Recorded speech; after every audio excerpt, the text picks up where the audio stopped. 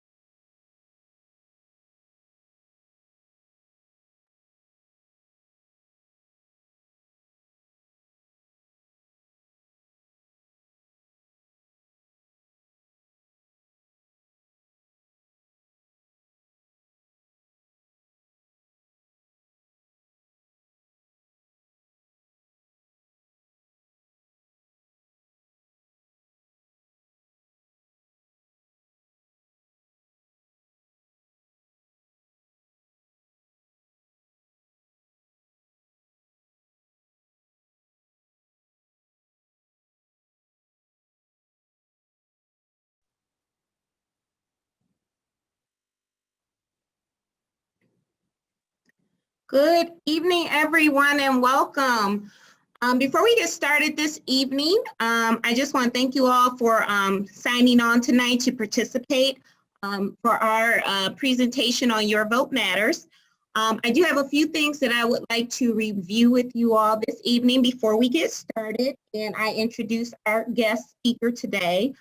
First thing you'll need to know that as a participant in this webinar, you will not be visible to others. Only the name that you have provided will be visible. So that's the name in the bottom left corner of the screen. All participants have been muted for the purpose of this webinar. If you have a question, please raise your hand and wait to be acknowledged. We ask that if possible, please save all questions until the end of the presentation. Participants may use the chat feature. I will be monitoring that throughout the course of this evening. We will try our best to answer all questions received through chat. And also keep in mind that some of your questions may be answered later in the presentation, so please be patient. We do value your feedback, so if you register for this webinar, you will receive any supplemental information that may be shared this evening in a follow-up email, along with a link to a brief electronic survey. So we ask that you please take a moment to complete this survey. We'd love to hear from you. We'd love to have feedback about today's presentation. Today's presentation is being recorded, so I just want to let you guys know that. And without further ado, I'd like to present to you our presenter for this evening, Mike Brickner. Mike Brickner comes to us from American Civil Liberties Union of Delaware. He is the executive director there. We are so happy to have him this evening. So thank you, Mike, and welcome. Thanks so much, Ashley, and I'm really excited to be here.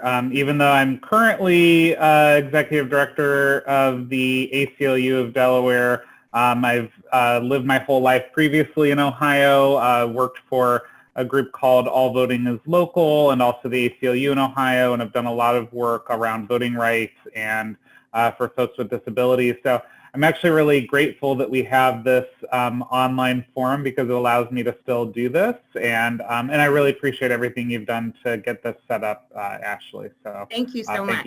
Thank you for the work that you all do.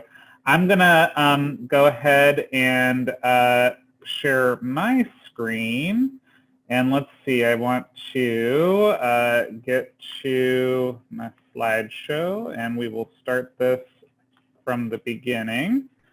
There we go.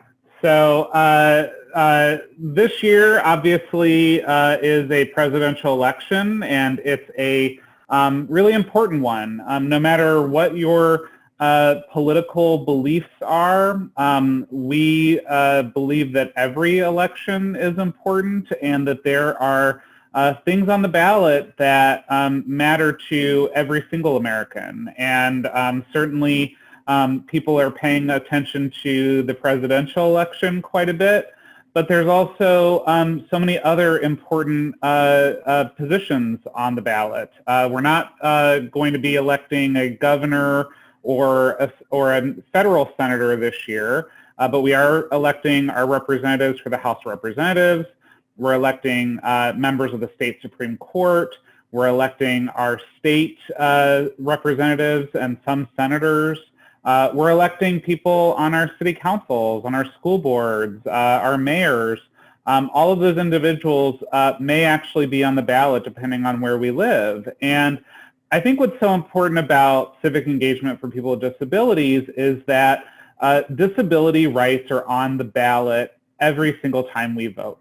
That when we cast a ballot, we are casting votes for people who may defend disability rights, whether we're talking about in healthcare or in our justice system or in our education system.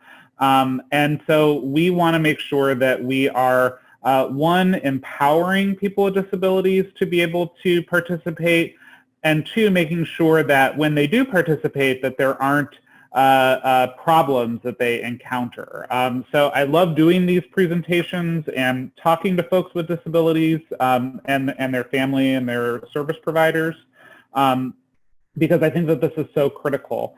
Keep in mind, the disability vote, I think, is sort of the sleeping giant in the American electorate. If you think of the number of people with disabilities in our communities who are 18 or older who could be registered voters, it's a huge, huge number of people. And if we could actually get more people with disabilities to turn out, I think that we would be a political force to be reckoned with at the polls. I want to start off just with the basics around who is eligible to vote, because this is a question that I get from a lot of people with disabilities, is that many times they will ask, well, am I actually able to vote? And I think that that speaks to a lot of how we sometimes treat and view people with disabilities in our society, unfortunately, is that somehow they are less than other citizens or other Americans, and they are not. That people with disabilities have the right to vote by and large, just like any other American citizen would.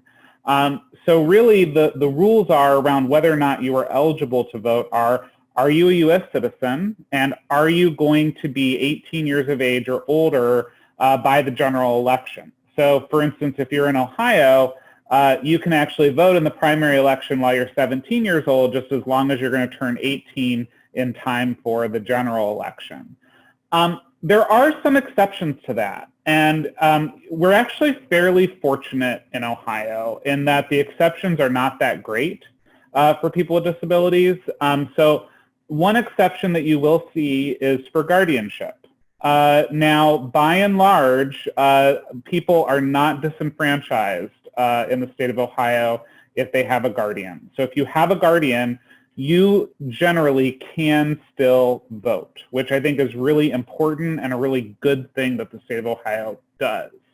I will say in other states, including the state that I'm in right now in Delaware, people who have a guardian are automatically disenfranchised. I know I've been following some of the, and recently the ACLU nationally spoke out about this, but if you know the singer Britney Spears. She is currently under conservatorship, which is the California version of a guardianship, and she is disenfranchised. She cannot actually cast a ballot. But in Ohio, you can vote if you have a guardian. The one exception to that is that if a probate court specifically says that a person who is under a guardianship does not have the right to vote, then that right to vote can be taken away from them. But the probate court has to specifically take away that right. And I will tell you, in the state of Ohio, it's fewer than 1,000. I mean, it's a few hundred people who are actually impacted by that. So it's a very, very small number. And so the vast majority of people can vote. And I think that's really important because, again, the folks that I hear from a lot who oftentimes say, wait, am I allowed to vote? Am I able to vote? Are people with intellectual and developmental disabilities and people who may have a guardian or a provider who helps them make decisions and helps them with their day-to-day tasks. And those individuals can still vote. And I think that that's, again, really important, that even though you may not be able to manage your money or maybe even make big healthcare decisions on your own, you still have a political point of view and you still have political beliefs, and you should be able to cast your ballot and do that. And we'll talk a little bit more about how to do that independently, but it's really important that you know that you do have the right to vote if you have a guardian in the state of Ohio. The other exception might be for criminal convictions. And again, in Ohio, we're actually fairly lucky in that we don't have a lot of disenfranchisement because of criminal conviction. You are only disenfranchised in the state of Ohio if you are currently incarcerated for a felony conviction.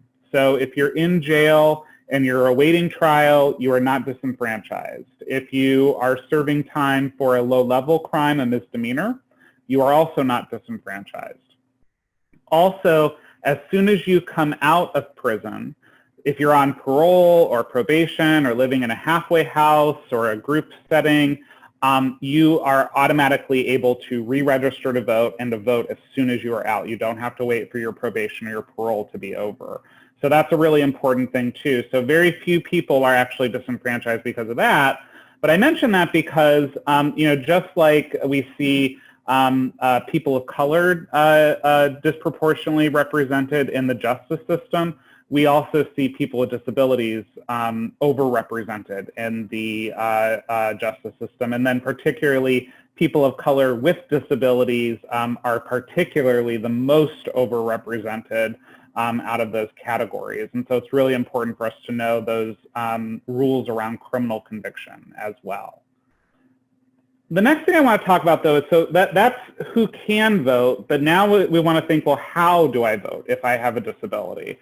So, it's really important. We're 30 years past the signing of the Americans with Disabilities Act, and I don't think I have to tell anybody here that we are still a long ways away from realizing the full promise of the ADA, that if you are a person with a disability, you have probably still encountered barriers to living a full and autonomous life at times because people are not always in compliance with the Americans with Disabilities Act.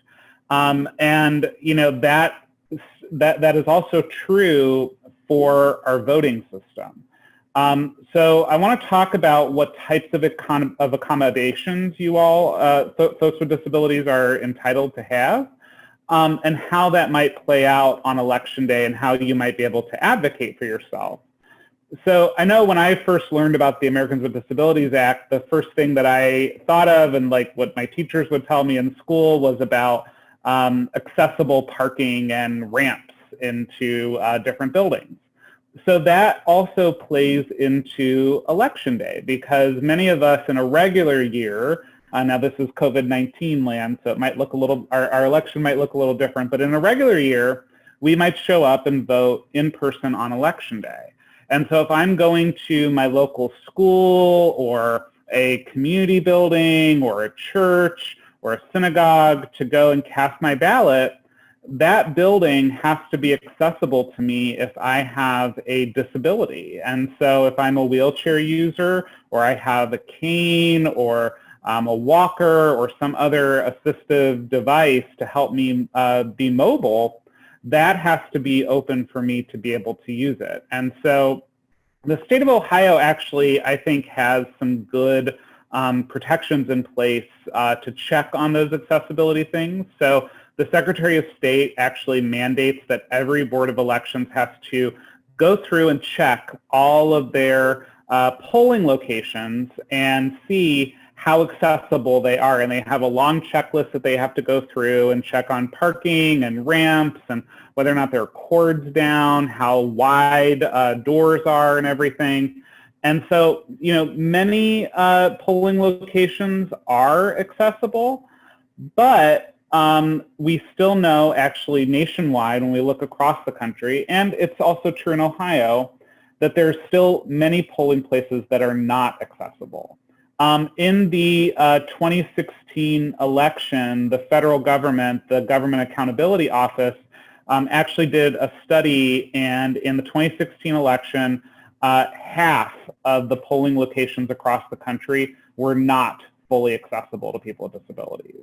And so when we talk about inclusion, when we talk about people actually being able to cast their ballot, when we say that you know, half of the places that are supposed to be locations where people can vote are there and not accessible, then how are people even going to you know, literally get in the door to be able to cast their ballot?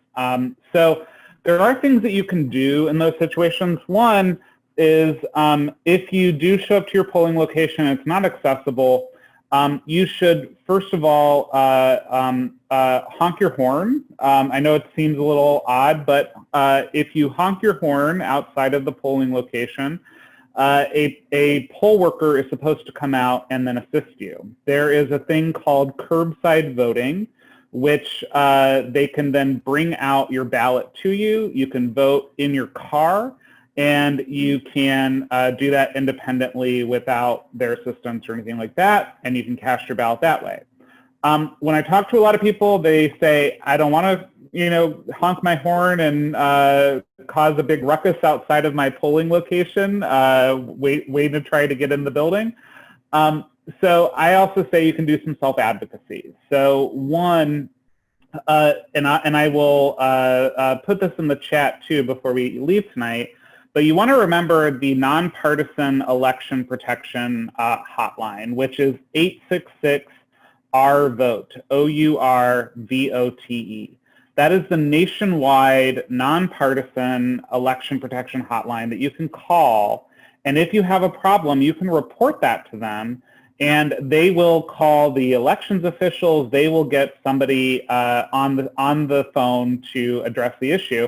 And I can tell you that that actually has worked in the past. In the 2018 election, I did election protection in Cleveland. We had a polling location that we got a phone call around like 8 o'clock in the morning, and a voter was trying to get in who uses a wheelchair, and they found that the accessible door at the school was locked. It had a chain lock on it, and the elections officials did not have the key to unlock the door. And so we had to call the Board of Elections and say, hey, you need to fix this right away because this voter cannot get in any other way, and this is inaccessible and not acceptable. And so the Board of Elections called the property owner, got them out there, got them to fix it. And what was interesting was the poll location person heard the elections officials say, yeah, this seems like it happens every election, that every year this happens. And so we made a note of that and then brought it up to the elections officials as we were planning for the 2020 elections to say, hey, this is a problem at this location. It's happened multiple times. You need to make sure that it's unlocked before polls open at 7 o'clock. So we can also spot those issues that happen over and over and over again. Other accommodations that you might be entitled to have, so if you are deaf and you are an ASL speaker, You can bring someone with you who speaks ASL, and they can come in and assist you in the polling location. You can also call your Board of Elections ahead of time and see if they will arrange ASL translation for you. So whether that be maybe during the early in-person voting experience, or if you want somebody to meet you as you go in and vote, you should call your Board of Elections and ask for that reasonable accommodation for them to provide that translation to you. There's also assistance from others. So like I said, a person who is translating for you could potentially go in, but also if you just need assistance in the polling location. So some folks with disabilities may not feel comfortable going into the polling booth by themselves, that maybe they have a caregiver or just a trusted friend or ally who kind of helps them with maybe some of their social anxiety or just feeling confident. Or maybe you need somebody to help you to hold a pen because you have some mobility issues with your hand, or you just need somebody to help you stand if you need to stand at the polling booth and you want to bring somebody with you to kind of lean on. However, whatever you need, you can bring a person with you to assist with that. Now, to keep in mind, that assistance can come from really anybody in your life. The only exceptions are it can't be a person who is actually on the ballot running for office. So for instance, if you are related to Donald Trump or Joe Biden, they should not be coming with you to the polling location in November and assist you in casting your ballot. And that goes the same for any other candidates down ballot as well. And then also if they're an employer of yours or somebody who represents your labor union, that we want to keep folks who give you money essentially from being in the polling booth with you, because we don't want you to feel pressured in any certain way to vote a certain way. Now, if you don't have somebody in your life that you can bring with you to assist, or if you don't wish for that person to be in the polling booth with you, I can think, I don't know if I would want to bring my wife or my dad with me. Some of my votes I kind of want to keep secret and don't necessarily want people in my life to know about it.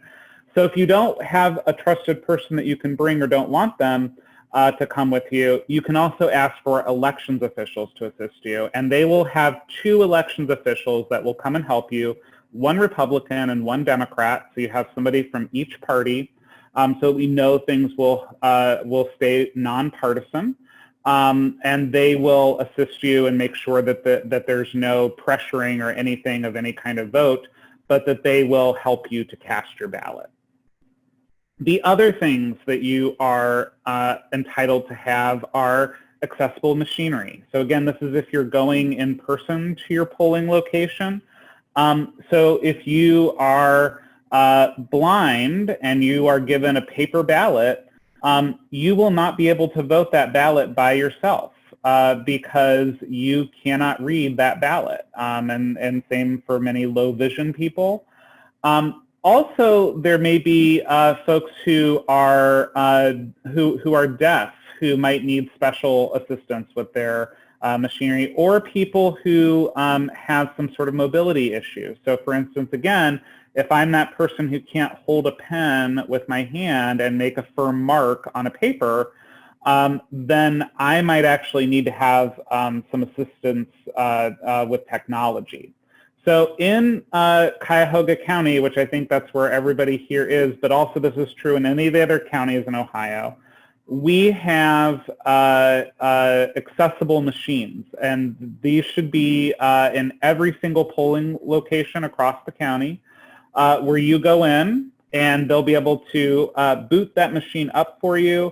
They'll be able to, so if you use one of the devices to blow into, if you use a wheelchair and you don't have, and you can't use your hands, and you blow to make different selections on machines, they can actually plug that into the voting machine.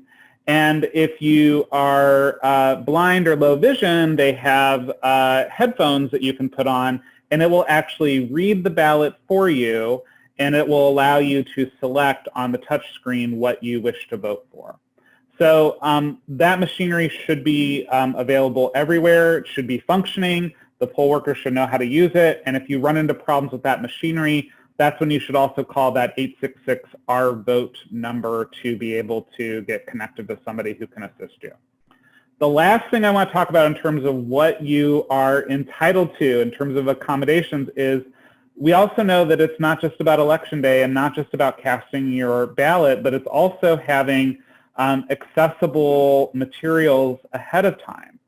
So now that we're in this age where none of us can be face-to-face, everything is on the internet and everything is on the web.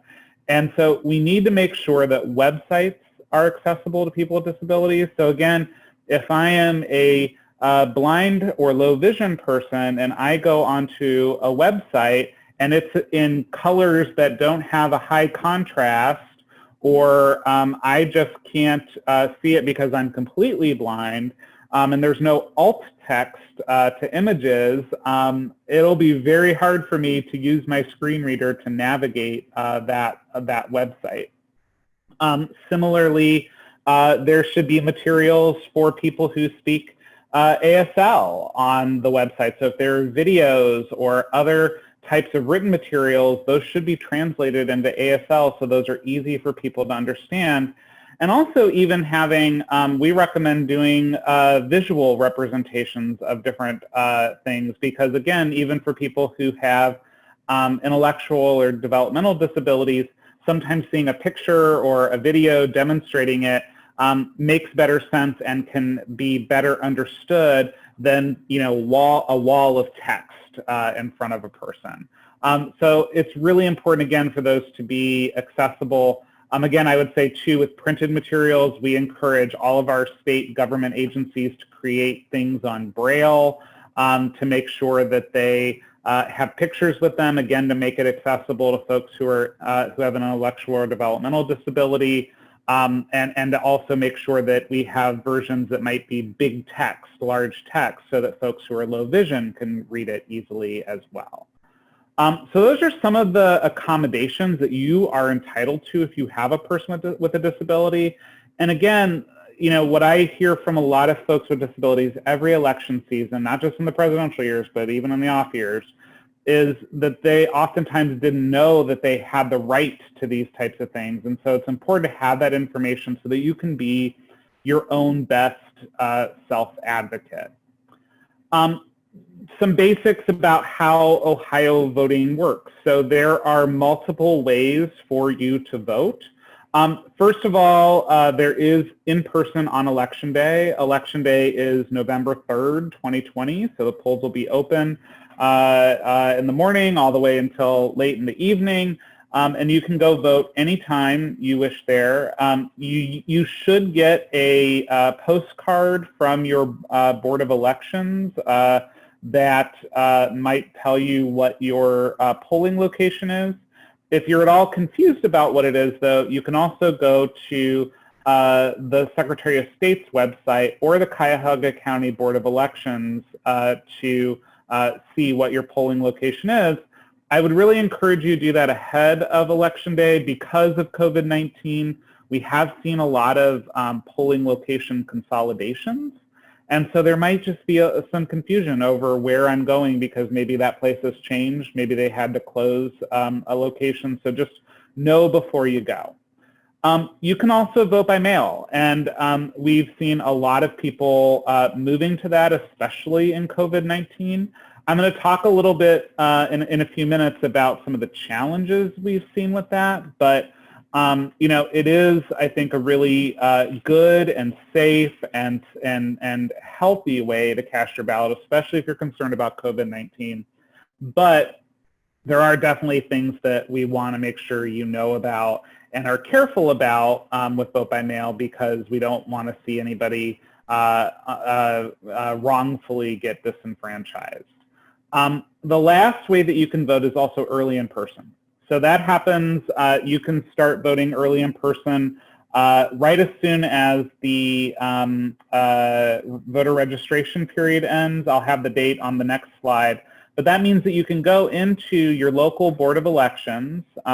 Usually that is the early voting site in most Ohio counties. And you can vote during the times that are open. Mostly it is during business hours, 8 to 5, but they do have, leading up to the last 2 weeks of the early voting period, they have weekend and evening hours that you can go as well. So you can find all of those hours on the Cuyahoga County Board of Elections website or the Secretary of State's website. But again, those are nice too, because you can go in at your convenience, you can get a ride there, maybe you can arrange your public transportation or your paratransit to take you there, and you can kind of do it at your own convenience, maybe at a time when there's fewer people there, so you're not as worried about the crowds. The last way to vote that I want to mention are special accommodations for hospitalized voters. So this is, I think, really important, especially for folks with disabilities, because many of us with disabilities are likelier to be hospitalized, that we might have some sort of medical emergency that happens, or maybe we live in a congregate care setting in like a nursing home or some other group facility.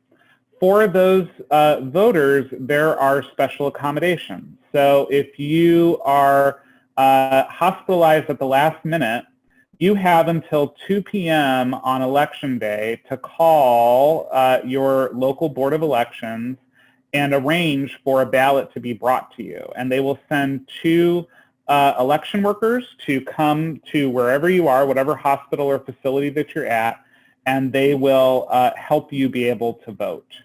The other way is if you're not emergency hospitalized, but you are in a nursing home, many times the boards of elections will go all throughout the nursing homes in their county, and they will have voting at the nursing homes during the early voting process. So again, if you're a person who's in one of those group home settings, and you may want to ask one of the folks who works there if they're going to be planning something like that, or you can contact the Board of Elections directly and have them come, and I'm guessing that there might be other people who are in your group facility who might also be interested in voting that way too.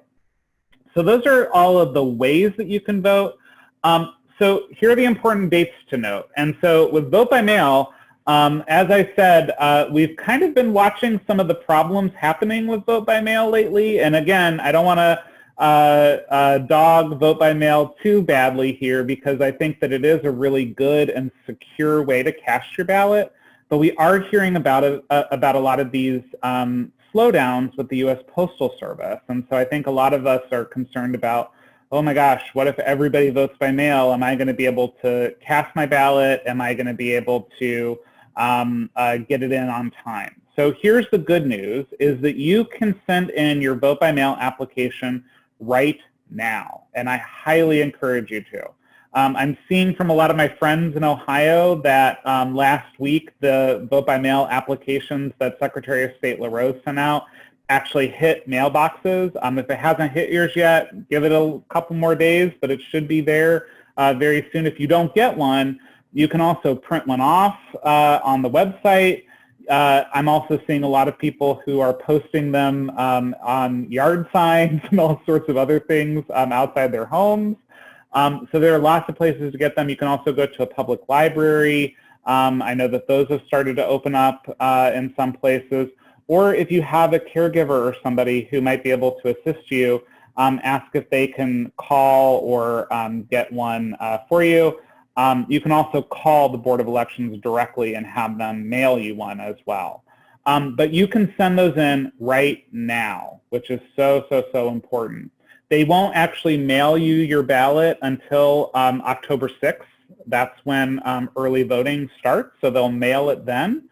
But if you can get in your application now, that means you're going to be in that first wave of vote by mail ballots going out, and it gives you more time to make sure that you can cast your ballot and make sure it gets in there so that your vote counts.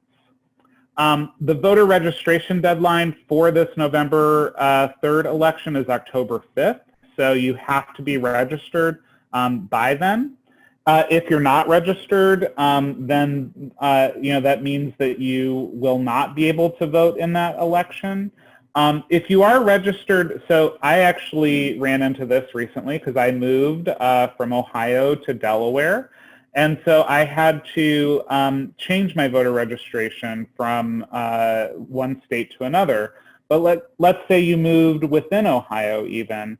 If you moved after that voter registration period, you can update your voter registration, and you can vote if you did move after that October 5th deadline. You will have to vote a provisional ballot, but you will still be able to vote, and that ballot will count. As I said, early voting starts on October 6th.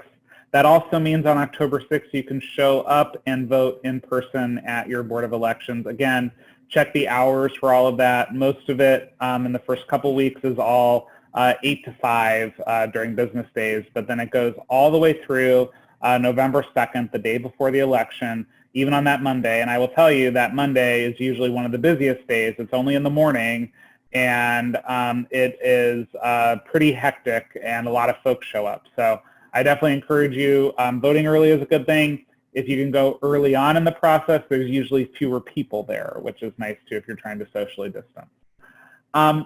Again, we want you to send your ballot back as soon as you possibly can. We are hearing because of these because of these U.S. Postal Service delays that mail is being delayed as much as 2 weeks in one direction, and as little as 7 to 9 days. And so we don't want you to be disenfranchised because your ballot takes too long to get to the Board of Elections. In Ohio, it is good that you do have a rule. Your ballot has to be postmarked by the day before the election, and as long as it comes in within 10 days after Election Day, your ballot will count.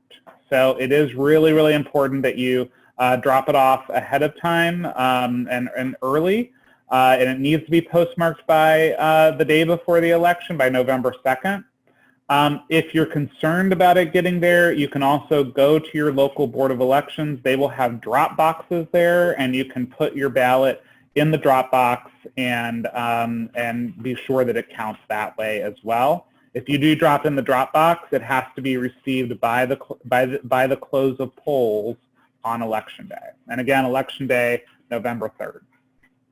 I do want to talk, though, real briefly about the issues that we're seeing with COVID-19 and voting, because it has had a really, really big impact on how people vote and the way that that elections actually even work.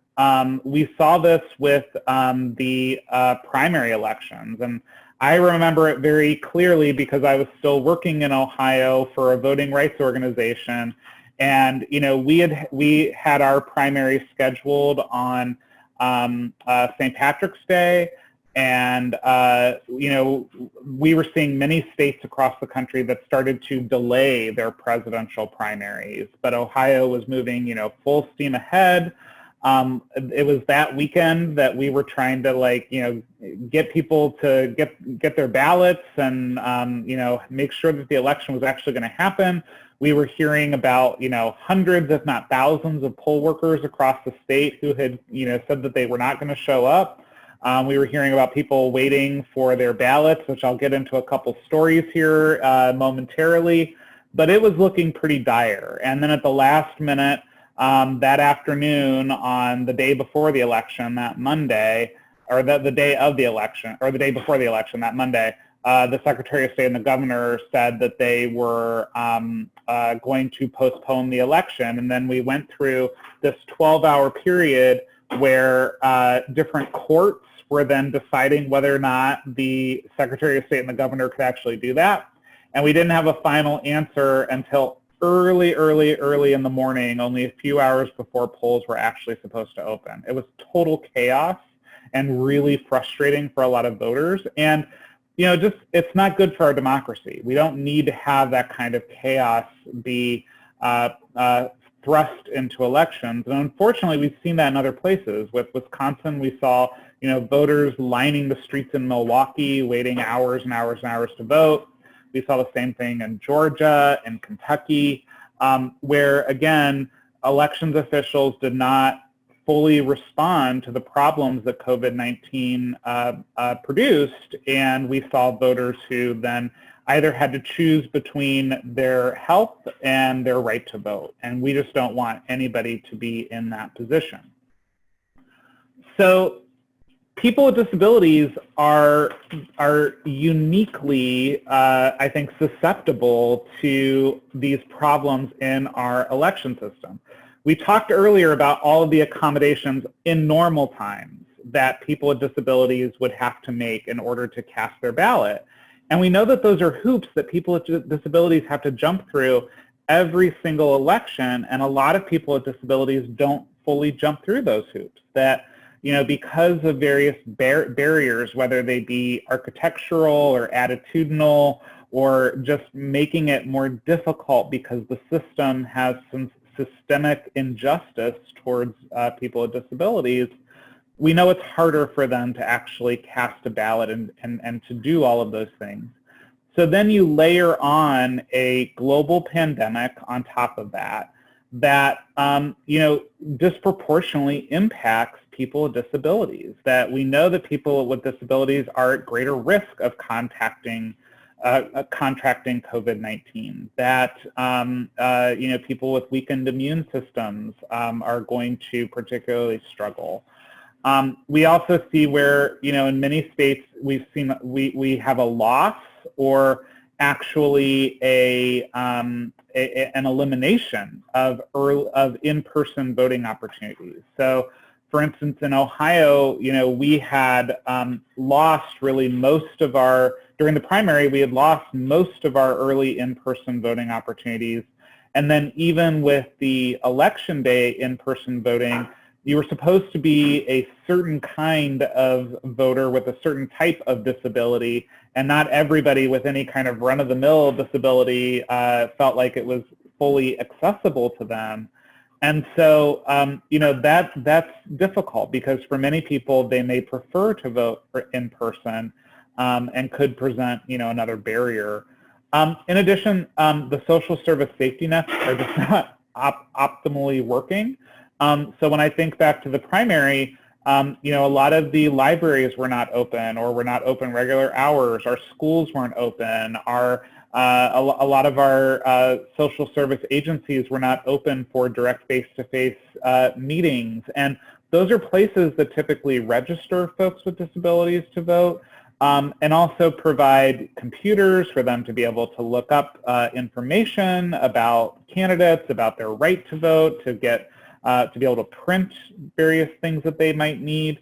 And so those things were not working either. And then you layer on too that all of the social service safety nets are also incredibly important for people with disabilities' lives outside of all of that. So if you're also thinking about voters who have to now worry about their health care, their job, their housing, their kids' education, and you have all of these problems cascading down upon them, voting suddenly becomes not such an important thing and something that a lot of folks can't prioritize. And so that's how a lot of people get disenfranchised as well. And then the last thing is vote by mail is not always accessible. That, and we'll talk more about this, but you know, again, as I said earlier with the in-person voting, if you are a person who's low vision or blind or you can't hold a pen correctly, if I get a ballot in the mail and I'm supposed to vote independently on that ballot, I can't read that paper ballot if I'm blind or low vision. I can't mark that paper ballot if I have MS or Parkinson's or another type of disability that affects the mobility of my hands. And so, you know, those are significant concerns and drawbacks of vote by mail. So I want to give a couple stories because I think that these are really important and show, again, how voters really struggle. And this is from Ohio. These are all Ohio voters that I encountered during our presidential primary who were all trying to cast their ballot, who had done all the things right that they could do, and they were still facing disenfranchisement. The first person I want to tell you about is Alicia, and Alicia lives in Northeast Ohio, and she lives in a public housing building, and her public housing building typically serves as a polling location in her community. Well, when the pandemic hit, the state said that they could no longer have voting at that public housing building because the public housing building was specifically for people who had a disability or were elderly. And so they said, this is going to be too much of a risk. We can't have the public coming into your building. So they closed the polling location and moved it to another location down the street. Alicia is a wheelchair user. She has developmental disabilities. She was partially blind, and she had a significantly immunocompromised system. And so Alicia couldn't leave the door. And if she did, she would be seriously endangering her life. So she contacted her manager at her housing center, and then also called the Board of Elections, and she had to spend several days working with the Board of Elections and her housing manager to finally get her application delivered. But it was so close to the deadline that the Board of Elections said, well, we'll send you a ballot, but there's no way it's going to actually get to you. Alicia is also a domestic violence survivor, and so she uses a safe postal box to get all of her mail.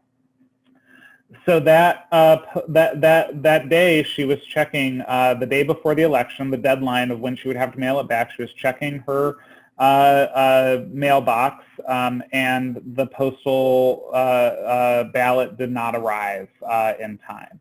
She actually didn't get it until about 2 or 3 days after the original election date. So Alicia was essentially disenfranchised because the mail just didn't get there in enough time. Another person that we talked to was Cassidy. Cassidy is also in Northeast Ohio. She was also a wheelchair user and had a disability that left her severely immunocompromised. She also could not leave her house. Unlike Alicia, though, where Cassidy's story changes is that Cassidy saw the deadlines and saw she was only a day or two away from the deadline. Because remember, that's when all of this COVID stuff started to hit, was only just a few days before the actual election and the cutoff for early voting. She saw how close it was. She knew by how slow her mail had been going that there was no way that she was going to get her ballot. And so when I talked to her, she was like, I didn't even put it in an application because I knew it was going to just be hopeless. And I think the Cassidy story is a really instructive one because that's where a lot of people with disabilities and people who run into these barriers fall, is that they don't even try and get a ballot and be hit with that barrier. They just give up and say, you know what, I can't do it, and never get their ballot cast.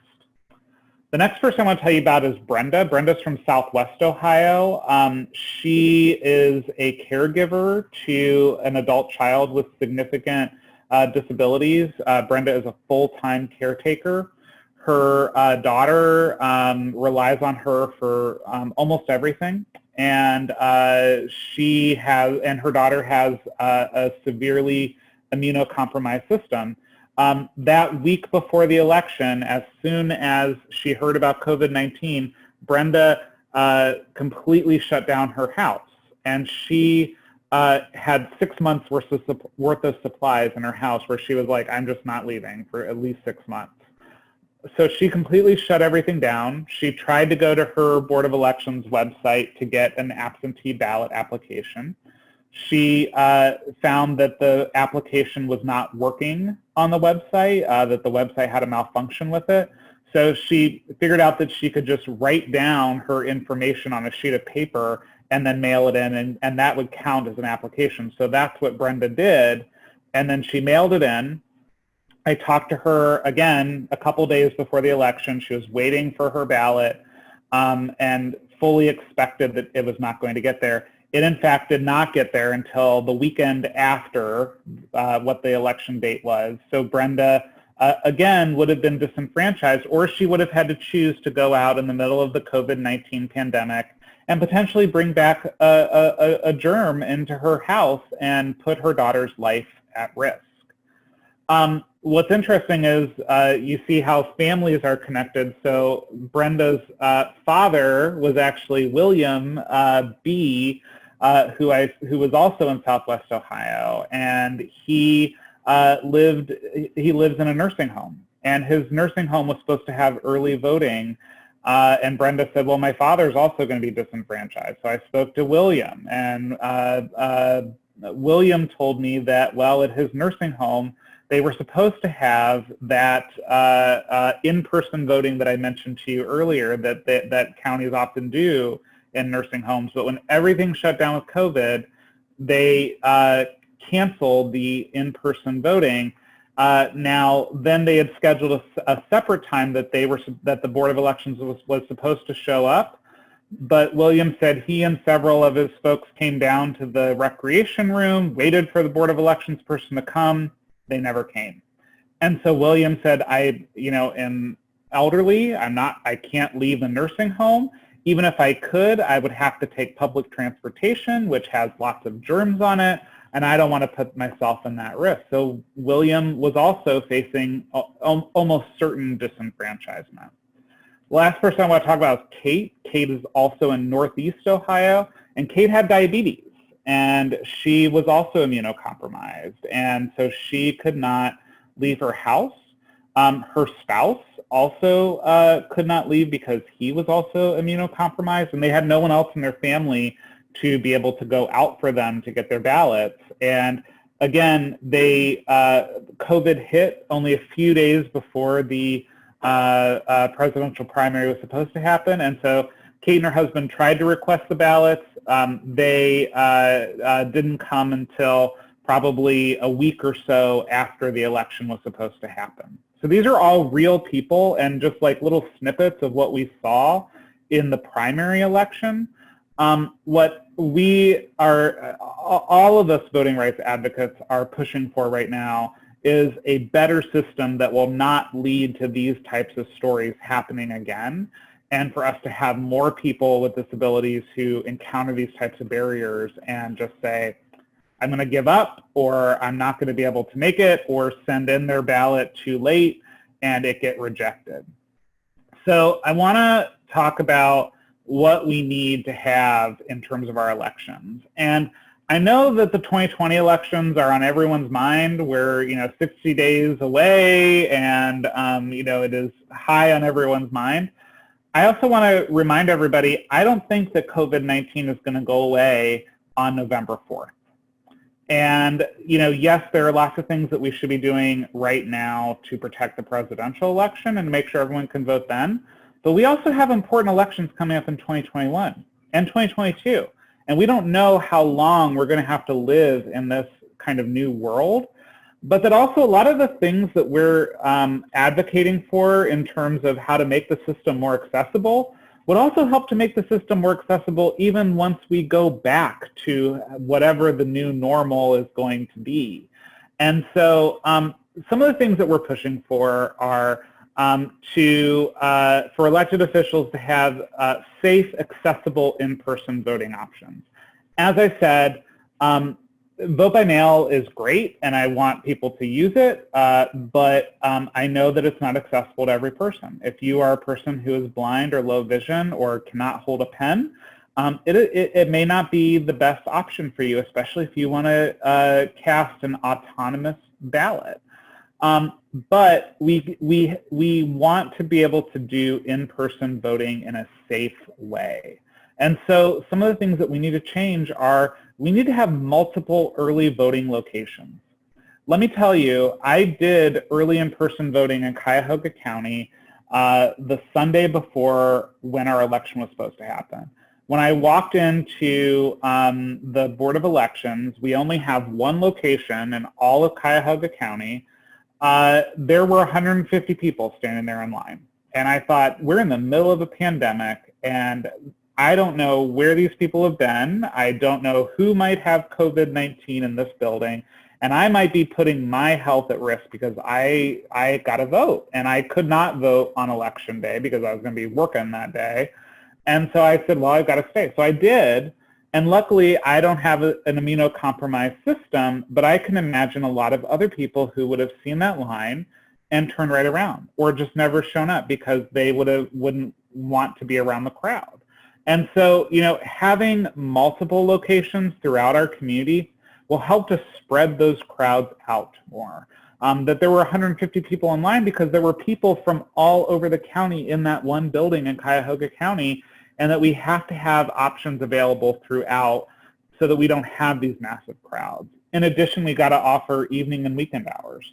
Those things also help to take the strain off election day so that people who want to vote in person on election day also don't run into those big lines and the problems that could come with that. But we also have to invest in our vote by mail system.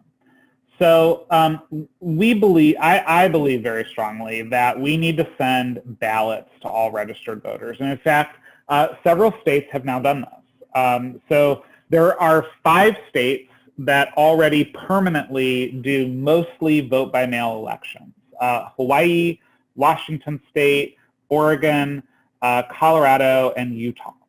And those states, they regularly send people ballots every single election. If you are a registered voter, you get a ballot. If you don't wish to vote, you can throw your ballot away and dispose of it some other way or tear it up. But it goes very smoothly. Voters don't run into these problems of timing because they usually give 8 to 10 weeks to send out all of the ballots. And it leads to higher participation rates for those states, that more people actually use the system because it's easier to use and more accessible.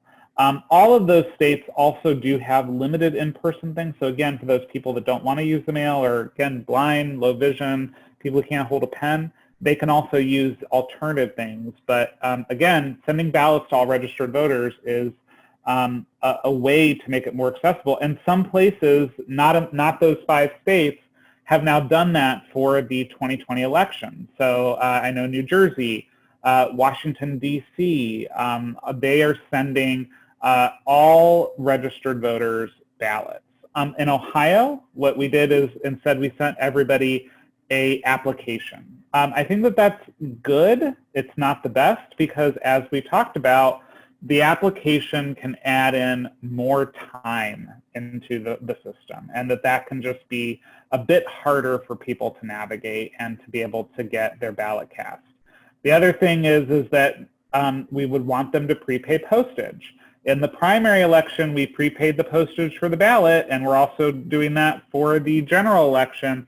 But we did not for the primary, and I don't believe we're going to do it for the general election, pay the postage on the absentee ballot return form. And again, that not paying the postage, that's one more barrier that people encounter when they try and cast a ballot. They may not have a stamp sitting around. But also, if you think about people with disabilities, many of us don't have a whole lot of disposable income, and may not have a stamp. May seem like a small thing, but when you are living on government subsidy or whatever, you might not have that extra 50 cents for that stamp. And so again, prepaying the postage would just make it easier for everybody. And then lastly is invest in actual accessible systems. And so we'll be showing you one here momentarily, but Ohio does have a system in place that does allow for, it's called a remote ballot marking device. And it allows for the Board of Elections to email the voter securely and send them a digital version of their ballot. And so if I'm a person with a screen reader, or I can't hold a pen, but I can click a mouse, or I have some other sort of assistive device that helps me click, then I can actually mark that ballot electronically, print it out, and then mail it back to the Board of Elections, which is great. I'm going to show you, this is a video I worked on with Milestones Autism Resources, and it talks about Ohio's remote ballot marking system. So I'm going to go ahead and show that now.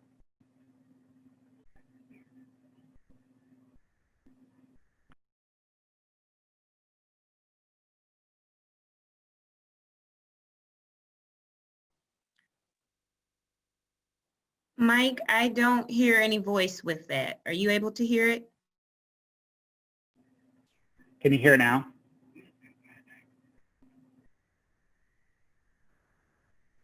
No, I can't. Did you use the share function with the audio when you shared your screen? Let me see. I'm going to restart this. So let's see. Share. When you initially share your screen, there's a little box at the bottom that says share audio. Share computer sound. I see. Yep. Yay. There you go. All right, we're going to restart. Here we go.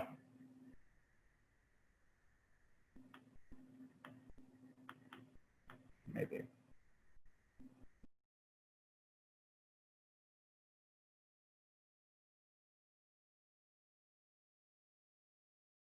Colorful text appears. All voting is local. Ohio. People with disabilities have the right to vote, but may not know that they can or how to get appropriate accommodations. Voting by mail has been nearly impossible for people with mobility or visual disabilities who may not be able to mark a paper ballot independently. In this video, we'll discuss how to access the remote ballot marking system, an accommodation that allows you to vote autonomously from home using your preferred screen reader. Check to make sure your registration is up to date. Go to voteohio.gov to verify it. Getting started. Begin by filling out an application to request to use the remote ballot marking system. If you'd prefer to use the phone, you can call your local county board of elections to request assistance with the remote ballot marking system. You must apply to use the remote ballot marking system for each election you plan to vote by mail. It's important to apply early for a smoother process. The deadline to request this service, check to make sure your registration is up to date. Go to voteohio.gov to verify it. Getting started. Begin by filling out an application to request.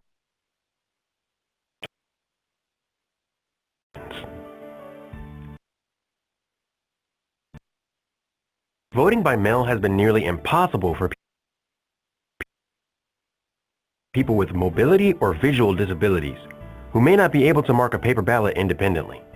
In this video, we'll discuss how to access the remote ballot marking system, an accommodation that allows you to vote autonomously from home using your preferred screen reader.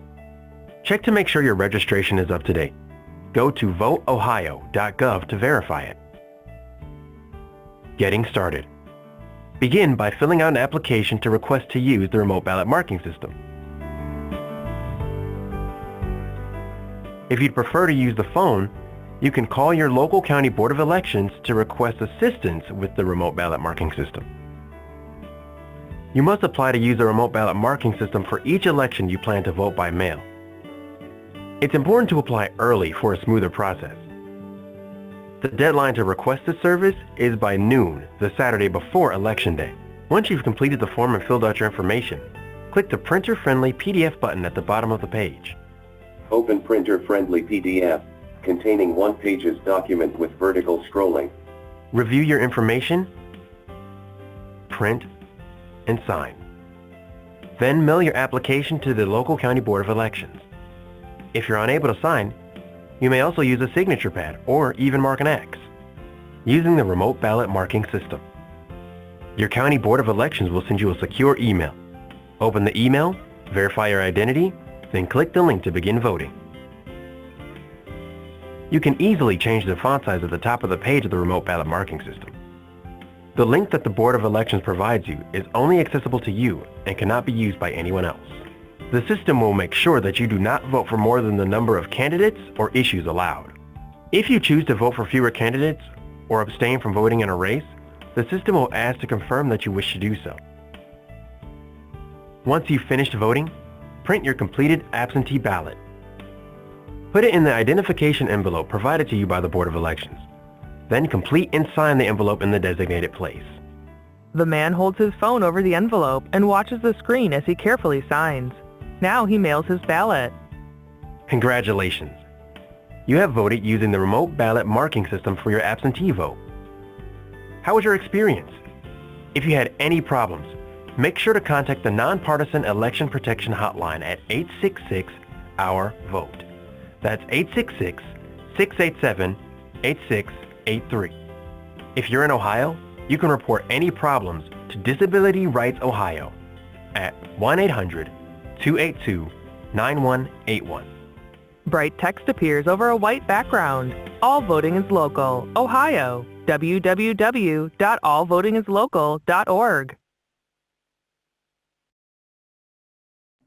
All right, and now you see, so you see how many. Colorful see, we're gonna.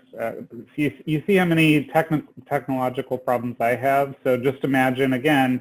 This is why we encourage folks to take more time to get your things in early, to call the Board of Elections, because again, when we're trying to get everything working here in this virtual Zoom world, everything is a little bit harder. So I'm just glad that I haven't had one of my dogs photobomb us or anything like that. But again, it's difficult, even when we're trying to have things be accessible, to have everything work perfectly. And so we want to make sure that we have the time and the ability to do that.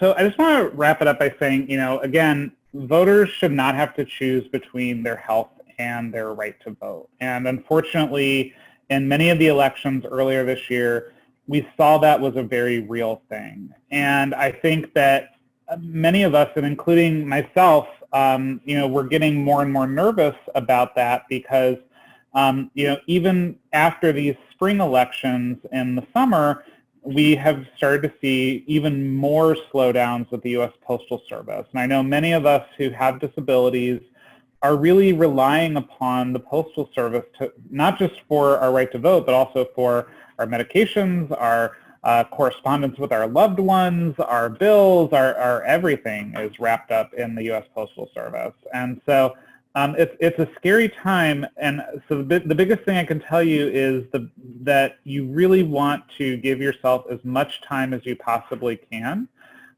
We are in different states pushing for those deadlines to be more accessible to people. I'll tell you, in my own state, my new state in Delaware, we just filed a lawsuit extending out the deadline for ballots. We have a deadline that they all have to be received by election day, and that's just not going to be possible for a lot of folks because of the delays with the U.S. Postal Service that we're seeing. So biggest thing is go out, if you have not already, request your vote by mail ballot. If you've already requested it, think about your loved ones, your neighbors, your friends who go to your church or mosque or synagogue, your book club people, your coworkers, anybody in your life who might need a little bit more assistance, and make sure that they get in their requests right away. Print out a couple forms, help them if they need assistance with filling out the forms, offer to mail it in for them. You can, as an individual, return somebody else's absentee ballot request form. In Ohio, you are not permitted to return someone's absentee ballot itself unless you are a close family relative of that person or their guardian. And so just be aware of that. If you're like a coworker or whatever, you are not supposed to you are not technically supposed to walk into the Board of Elections and deliver someone else's ballot for them. But I just want to say too, again, this is a really critical election for people with disabilities. Every election is, but if you don't think the disability rights issues are on the ballot, just think about what you care about, whatever it happens to be. If it's the education system, the justice system, the healthcare system, economic recovery and tax issues, all of those things are actually disability issues as well. And so it's important for we folks who are people with disabilities to show up to the polls and to make our voices heard about the issues that we care about most. You know, we've known about COVID-19 for over 6 months now.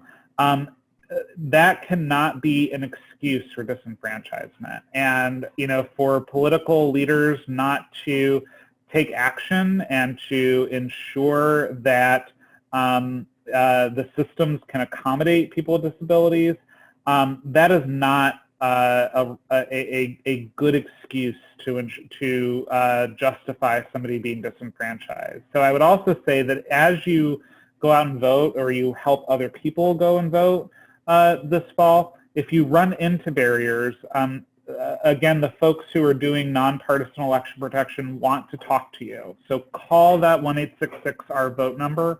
There will be a trained person who can assist you. And we want to track these issues because we also know COVID-19 is not going away November 4th. And we're going to have to continue this fight for fair and accessible elections even past the 2020 election. So with that, I will go ahead and stop my share, and I'll take any questions you all might have.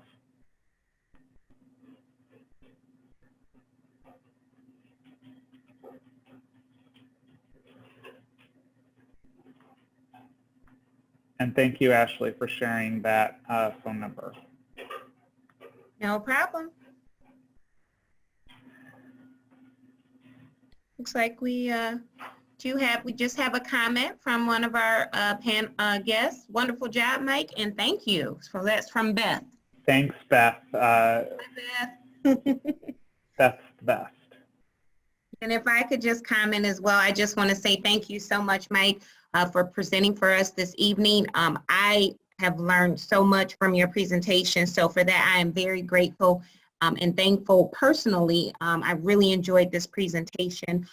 As I mentioned to you before, we did record this presentation, and we do use our recordings for internal purposes. So I'm sure a number of my colleagues will be reaching out and requesting to view this video as well. It's filled with a wealth of information for everyone, particularly those who we support with disabilities. And so for that, I can't thank you enough. I know that you're coming to us from Delaware, and you're doing some other things now, but I just can't stress enough how appreciative we are that you did this presentation for us this evening, and I am grateful. So thank you. Thank you. And as well. Yes, definitely. And yeah, I will always have a soft spot in my heart for Ohio, even though I'm not there now. I'm there in spirit. So if we don't have any other questions, I'm gonna give one more minute for anyone who may have a question, a comment in the chat. And if we don't have any additional questions, we'll conclude today's webinar. Also, I just want to remind you that for those of you who participated this evening, you will receive a follow-up email along with a link to a very brief 5 to 6 question survey. I ask that you please take a moment of your time to complete that. We want to hear from you. We love to get feedback with regards to our presentations so that we know how we can do things better, so that we know what you're interested in, what we need more of. So if you please take a moment from your day later this week to complete that survey, we really, really appreciate it. So thank you. And at this point, I don't see any other comments in the chat, any hand raises. So with that being said, I want to thank you all this evening for joining us. Again, once again, thank you, Mike, for presenting this evening. And our next webinar will be the second Tuesday of October. It is entitled IT, Independence and Technology. So we will have a webinar from our Assistive Technology Department, Cuyahoga DD's Assistive Technology Department on independence and technology. So for those of you who are interested, please consider registering and joining us. So thank you so much, everyone, and have a great evening.